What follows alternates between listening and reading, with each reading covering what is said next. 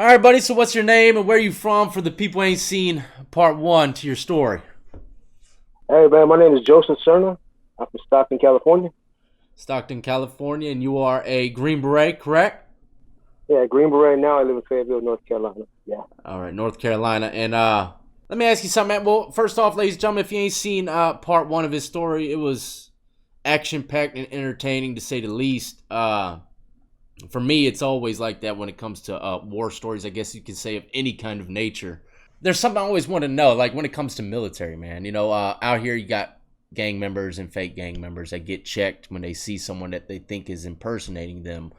Nowadays, there's a lot of, stolen valor out there. Have you ever seen anyone, or what if you did see someone rocking some Green Beret stuff and you knew he was a fake? Would there be some kind of words that you could say to him to, like, ask him his rank or anything like that to kind of see if he is? Yeah. Occasionally you get that.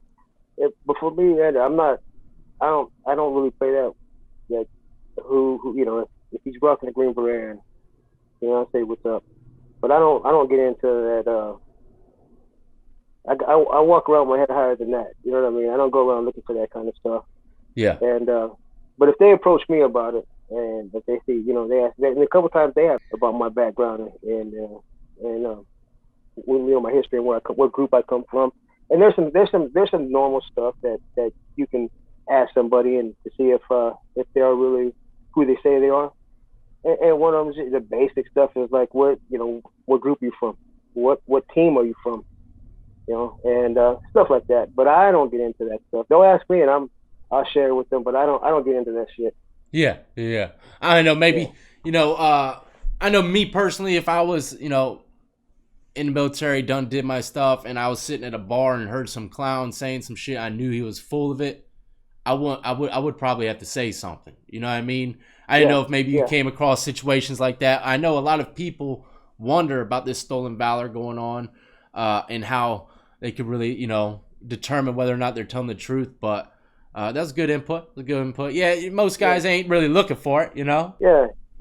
I mean, you'll see guys with ink and stuff like that, and it's how they carry themselves. So, if and I can see if not only he's a Green Beret, but if he's a new Green Beret, or if he has any combat experience, that all weighs in when we're talking. But generally, I don't go around, looking for to set somebody straight, man. Oh, that's right. I just had to ask that, man. Something I've always wondered. No, I see a lot of people doing it though. I see, especially on the online stuff. I see a lot of people, calling guys out for what they're wearing on the uniform. Yeah. But it's always entertaining seeing their reaction too, and when they're it is. Yeah.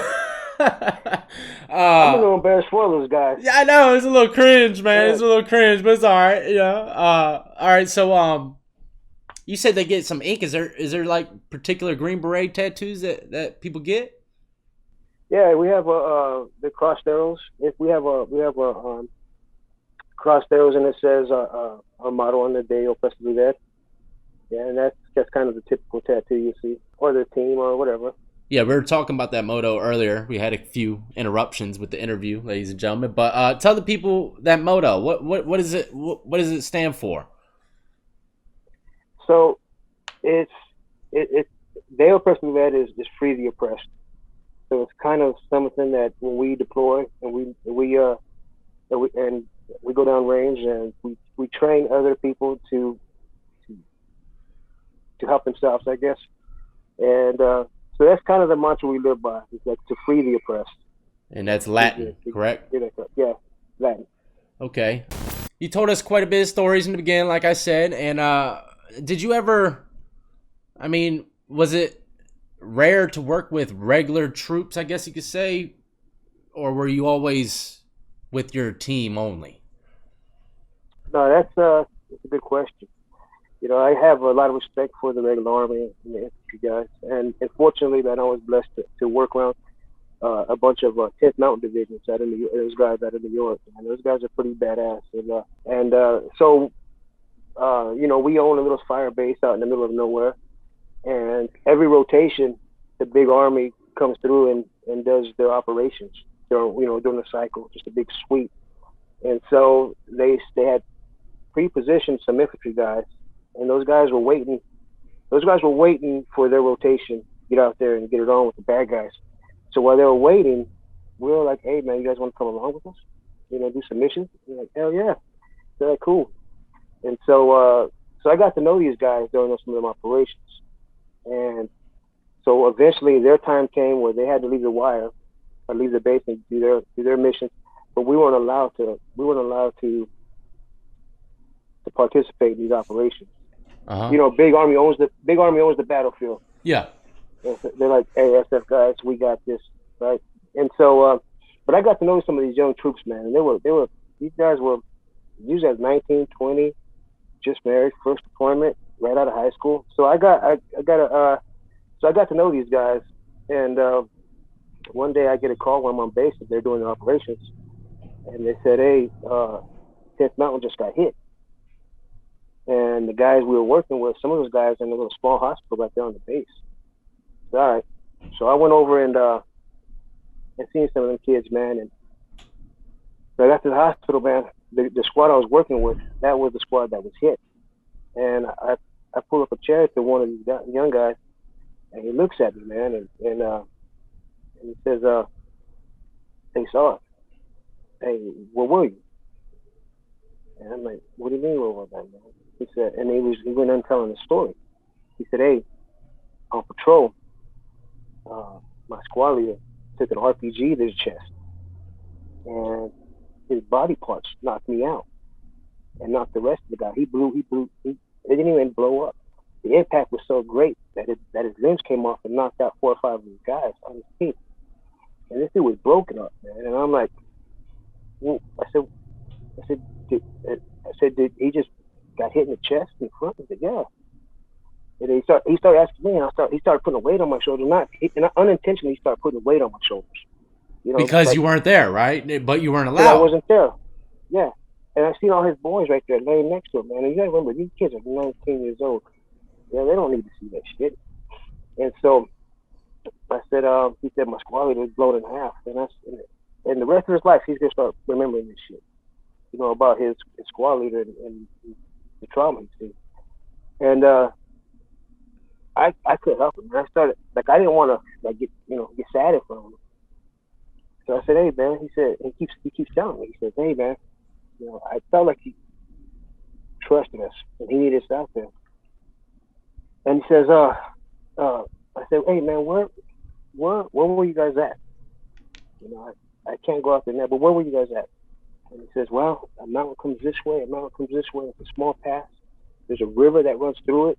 And I said, "Well, there's compounds here, here, and here?" He says, "Yeah." I said, "Okay, man." So I stood up, man. I gave him a kiss on his forehead, man, and I walked out. And I knew what we had to do. And so working with those guys, man, those guys are my heroes, man. Those little infantry, excuse me, I didn't speak it, but infantry guys, those dudes are my heroes. So I went back to the team room, and I thought the team got together, and 5 days later we were still in Blackhawks. And I remember the day we boarded the helicopter, man. That young man was on my mind. And I remember instead of flying straight to the target, the helicopter's kind of banked out. And I remember the gunners on the door. They opened up in the desert. And I remember when they did that, the only thing that was going through my mind at the time was, "Let the bodies hit the floor. Let the bodies hit the floor." Oh, shit. And then the birds banked straight to the target, man. And we already passed that decision line where there's no coming back. So we were going in hard. And my whole goal was to tear that wall down and go through the door, but we were coming in hard. And this is the same location that took place with the infantry?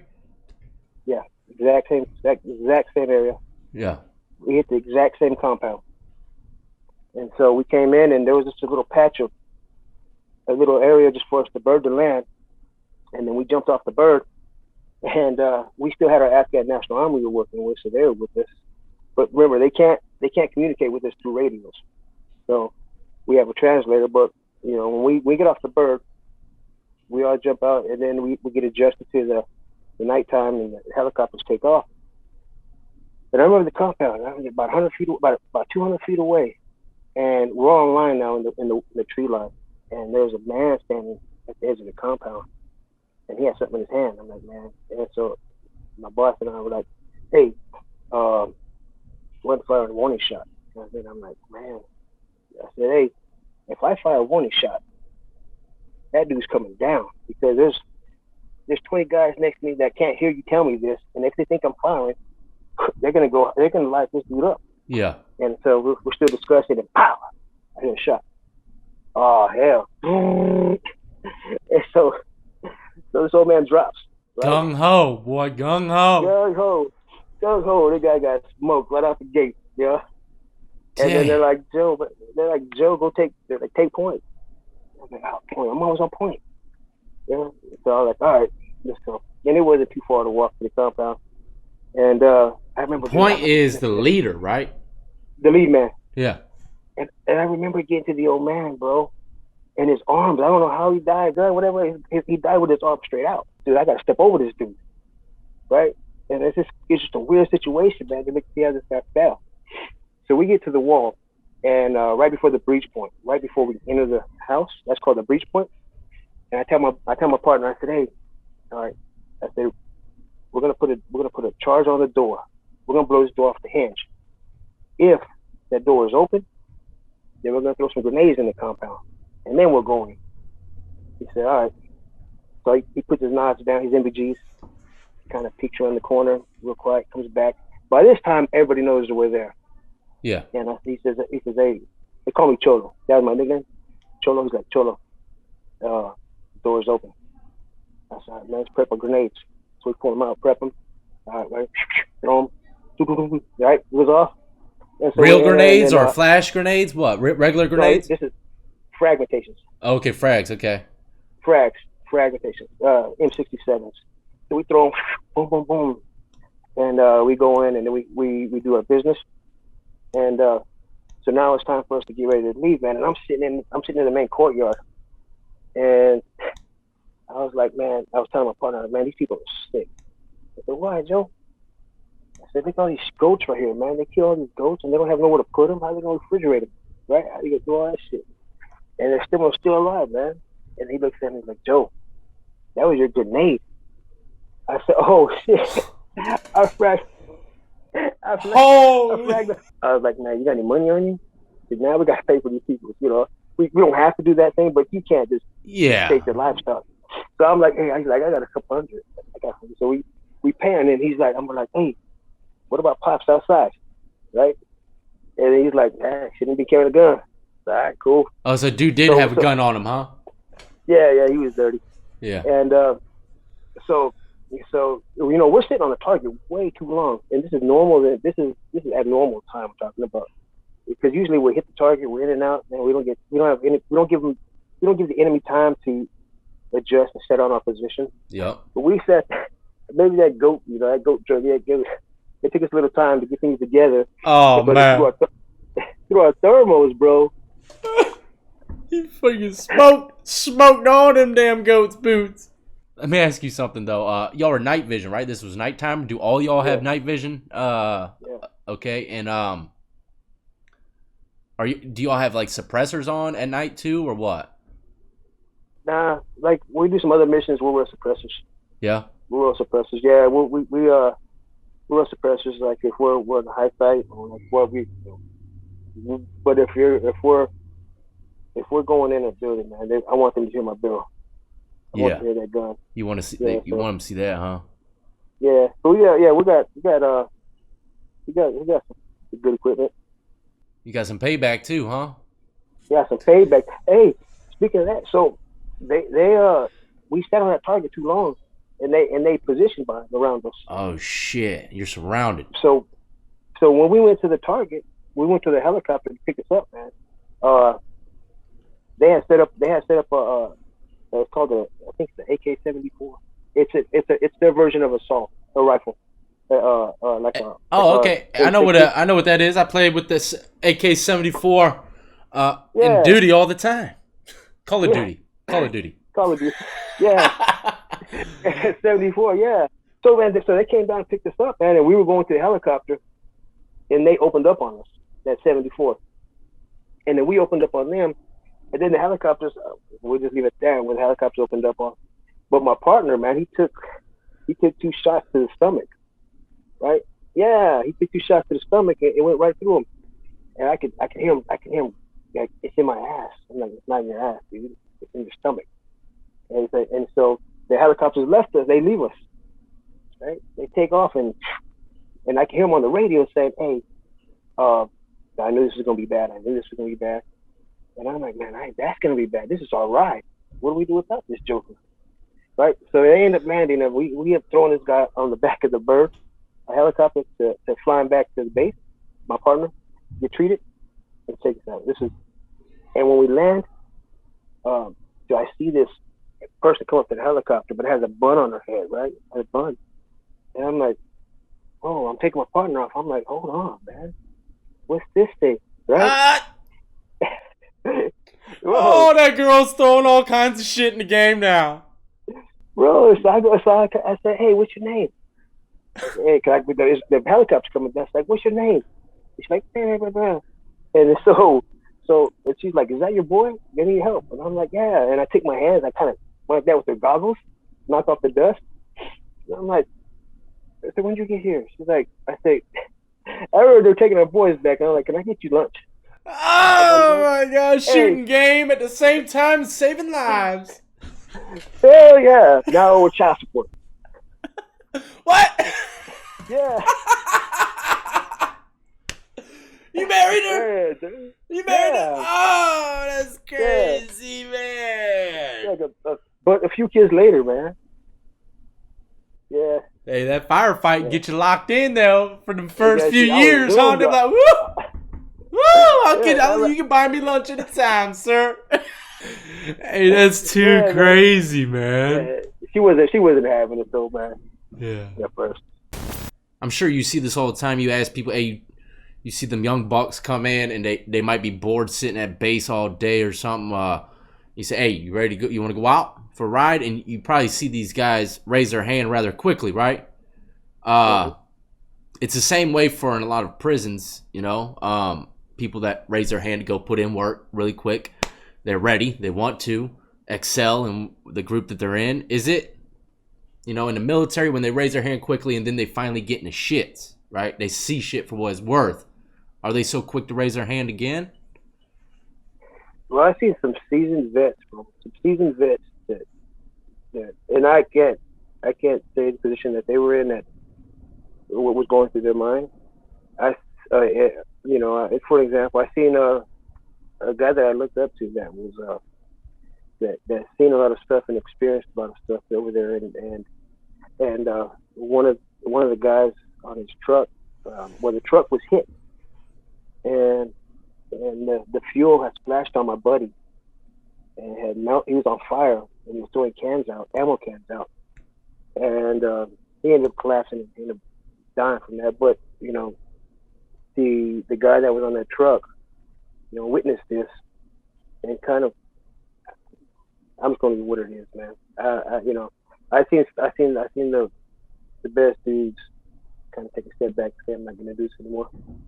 Yeah. So, you would think they're probably, you know, either push them away from it or actually, you know, kind of make them want to get back in there every time, you know, kind of for, you know, revenge or it just builds hate within them seeing all their, you know, partners falling, man.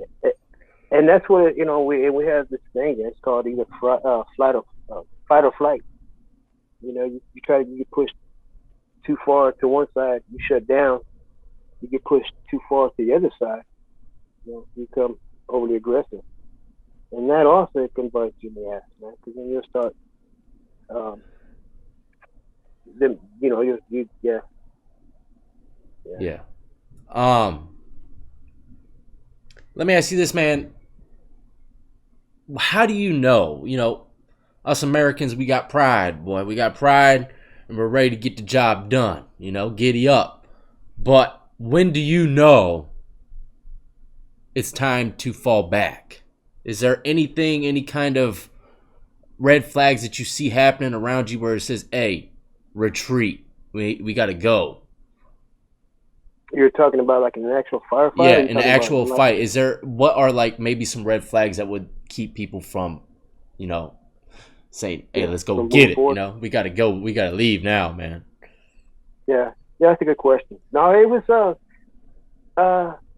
there were some times where I didn't feel comfortable, and I think when you don't feel comfortable and you at that point where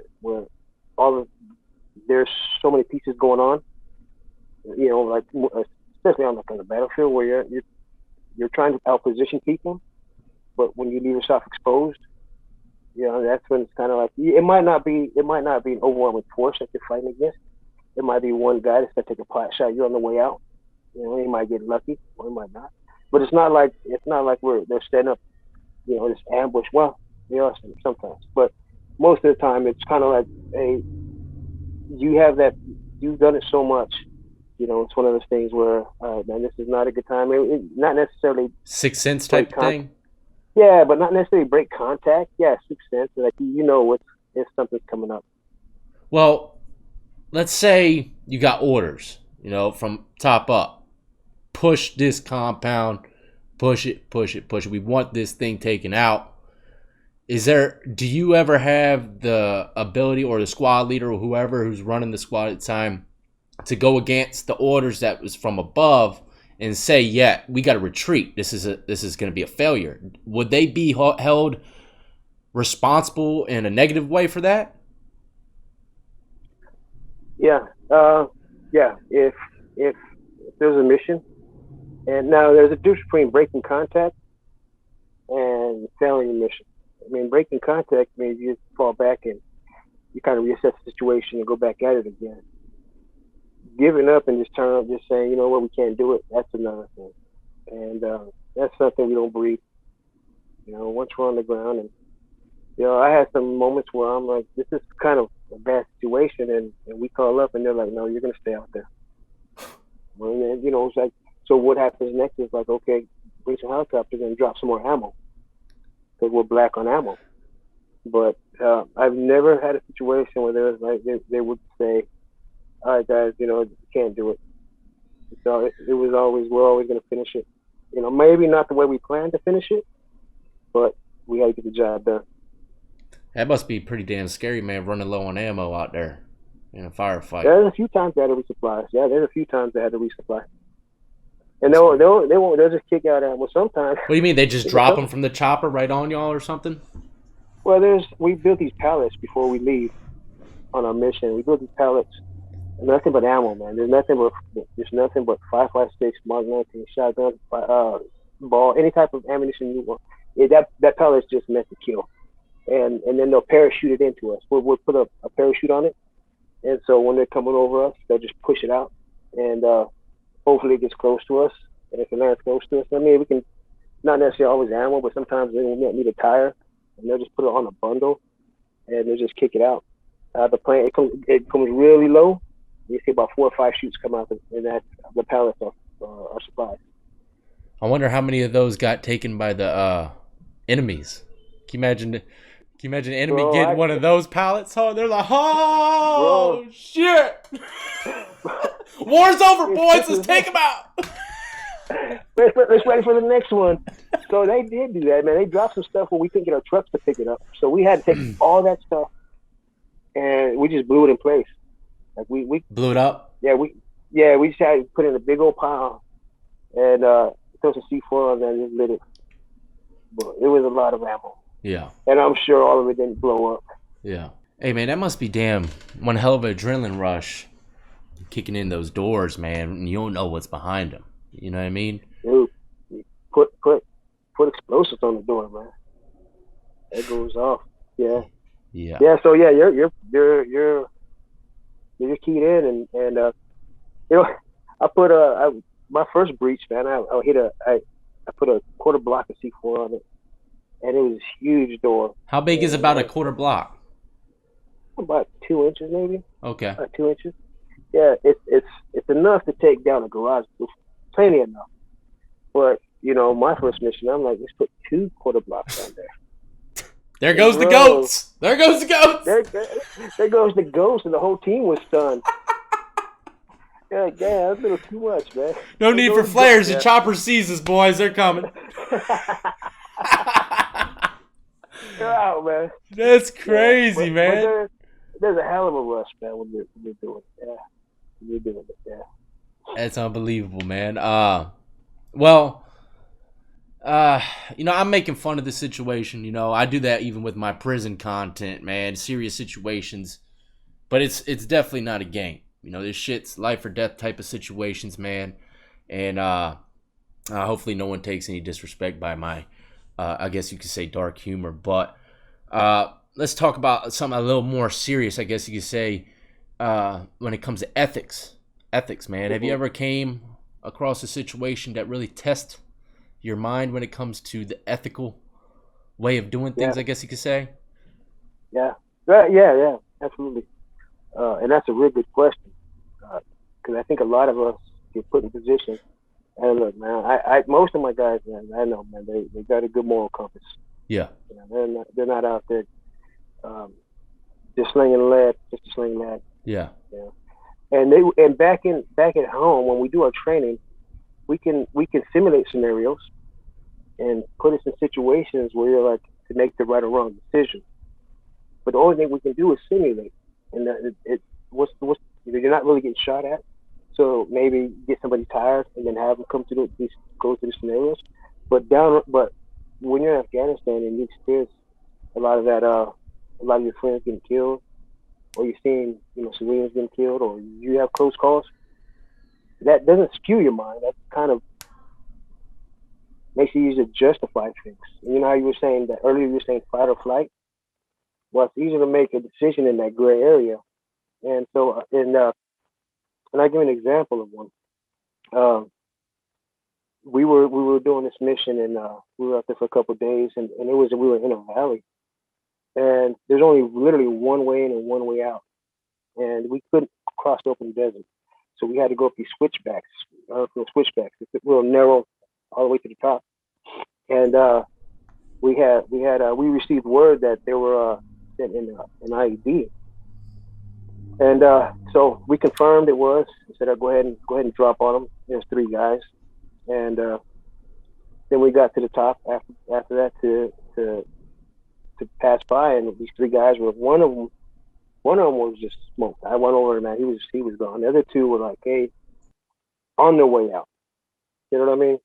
He was passing away, and so we took one guy to the side, and we took the senior guys together, because we were like, hey, man, we have this guy in front of us, right? What are we going to do with him? There's no hospital here. These guys dying, right? So and so we were tabling 3 or 4 ideas, and finally I said, I'll do it, right? And they looked at me and said, sure. Yeah, I'll do it. Let me think about it. So I went back to my truck, started moving things around, and look, man, I know what's right and wrong, right? And I know the decisions I have to make, and things are running through my head. It's like, what am I going to do right now? And I have to live with the decision I was going to make, right? And so fortunately, man, some guy came up and says, you know what, man, we're going to do is we're going to take this dude, and we're going to take him to the edge of the village. We're going to link him up with some village and drop him off. He makes it. And I said, all right, put him on your truck. Don't put him on my truck. Yeah. Wait that far, but yeah. That's a crazy decision to make, man. But I knew that it's just a lot of work. I do the same thing, and I said, okay, I'll do it. And it's not. I'm not. And again, remember, my mindset was not. It's not like I can't. This is not training anymore. I don't know if that guy would do this again to another team, and those kind of things were running through my mind. And so that's when I say, okay, let's just take care of business. But we did the right thing. I think we did. We dropped them off. Yeah, And, but in my eyes, let's say I was in your shoes and I seen that, and dude said, "Hey, let's drop them off at the edge of the village," right? I'd be like, man, they're gonna be so pissed off when they see this dude and us dropping them off there. It's probably gonna cause more harm than good. That's how I would have thought, that it would just build more hate with the people. Yeah. So that's another crazy thing that you got to think of. Even though you're doing something good and right, trying to help them the best you can, it could snowball effect with the people growing up in the village, and then lifelong hate begins. So it always happens that way too. It Yeah. always happens that way. And it's like that over here, Yeah. With police and shit that people go through with the police and other situations, just going through it. That's how people build up that hate. You know what I mean? Yeah. I mean, these ethical decisions, or these decisions where, someone's life is on the line, do you think it's easier for people to make these decisions knowing they're so far away from our country? Since there's no law, there's no one really watching them, like talking about. I mean, Yeah. Yeah, it's but you got to remember, these areas that we operate, we call it non-permissive. That means It means you're not going to go in there without some type of fight. Yeah, so hot zones. Hot zones. So to answer your question, is it on our mind? Is that like if we do something out there, there's no investigation, there's no legal repercussions. You know what I mean? You have to make your own decisions, because there's like you're going to be the only one on the ground at the end of the day. There's not going to bring anyone in to investigate anything that goes on. So that always weighs on there too. Yeah, that whatever you do, yeah.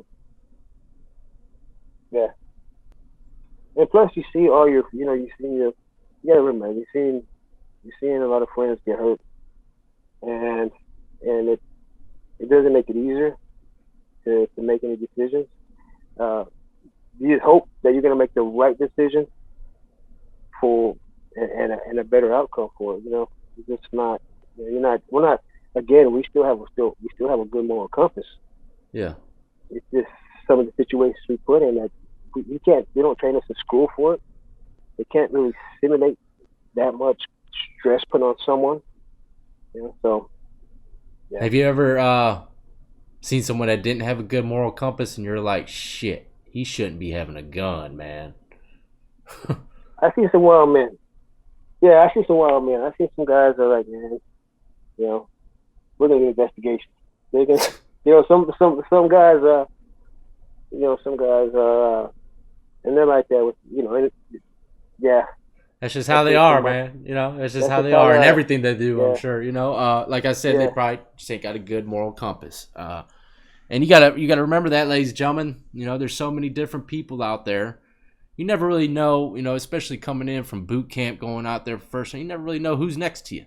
Or what it's in their mind, if they're really all there or not. I guess you could say, but I mean, shit, dude. Everybody.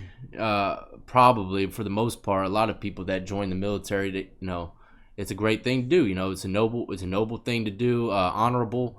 But if you are put into this fire, man, like you said, man, you're gonna come across the situations where even if you're doing right, you're gonna be tormented by the things that you've probably seen for the rest of your life, and that's something that people really need to understand. Like, lifelong, it messes up that mind, man. And yeah.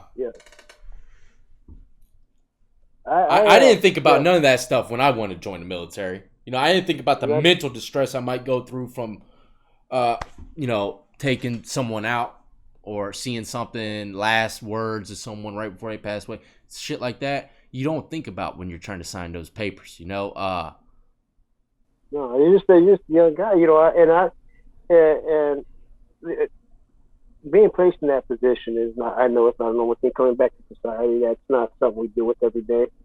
But that shit carries on. It carries on. And and honest truthfully, I thought about the gun ho stuff when I was joining the Green Berets. I didn't know what life was going to be like afterwards. Yeah. The situation, because it's human dynamics over there. You're still dealing with humans. Regardless of they got a gun, I got a gun, and we want to fight each other. There's still somebody behind that trigger, right? Yeah. So, but yeah. Wow, man. Well, it's always a pleasure to hear your input on the military side of things. Let's jump ship here to the YouTube realm, man.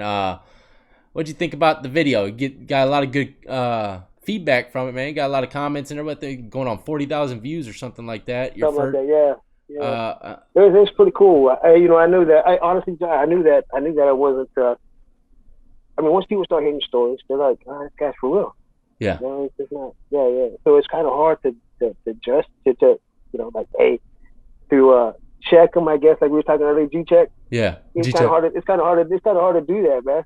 Yeah. When you know what you're about. Real is real, my friend. And people can see it. You know what I mean, and hear it. How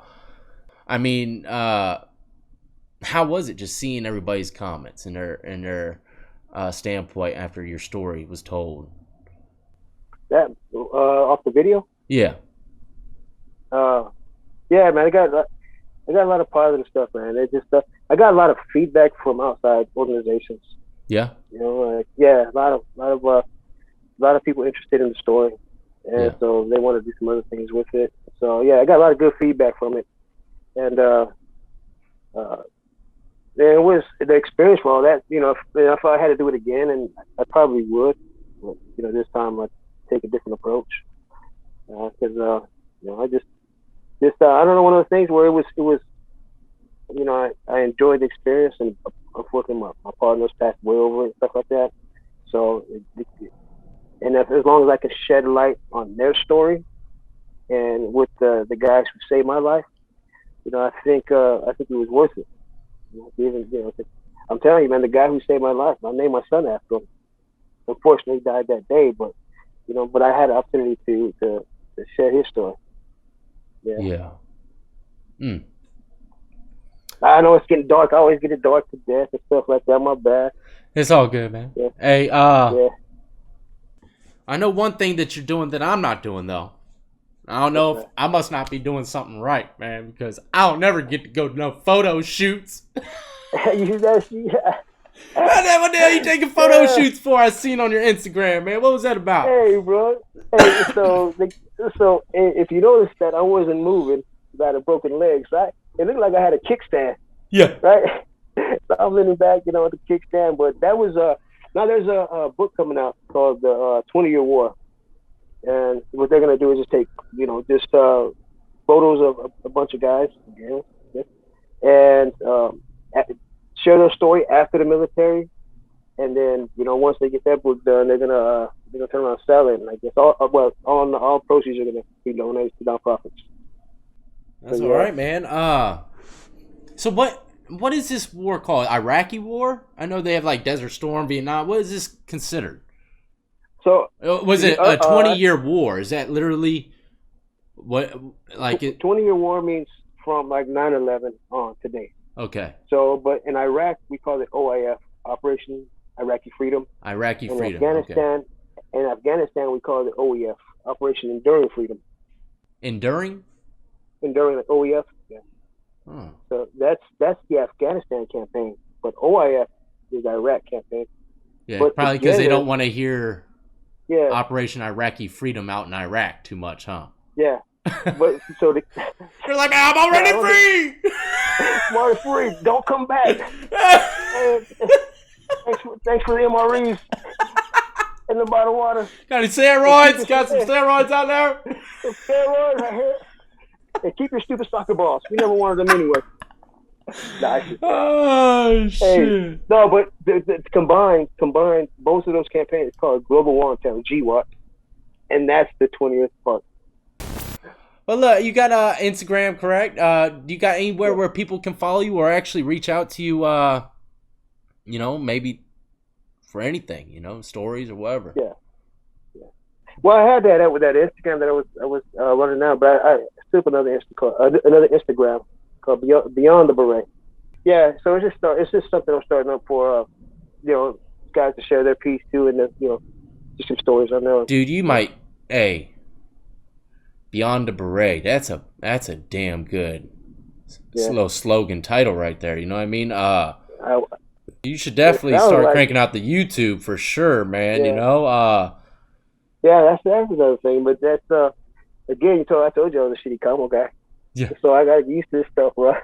Yeah, it's definitely what it'll help. I think, you know, doing YouTube and stuff will also help with just the mind. You know what I mean? Just telling people your story, like, and then hearing their input on it.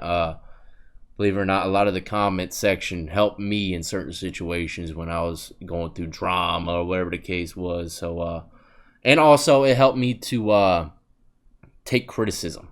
You know, people will joke the shit out of me in the comment section sometimes, man. So it's taught me to just suck it up and take it. You know what I mean?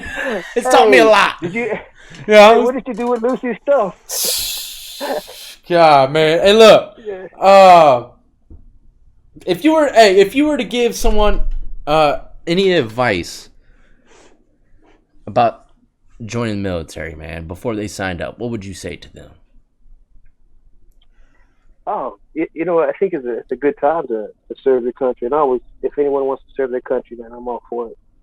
You know, if you asked me this 10 years ago, I'd say be careful because of the deployment cycle. But now I think, you know, I'm all for the military. I'm pro-military, and I always, you know, if you can do your service, and you know, and have fun doing it.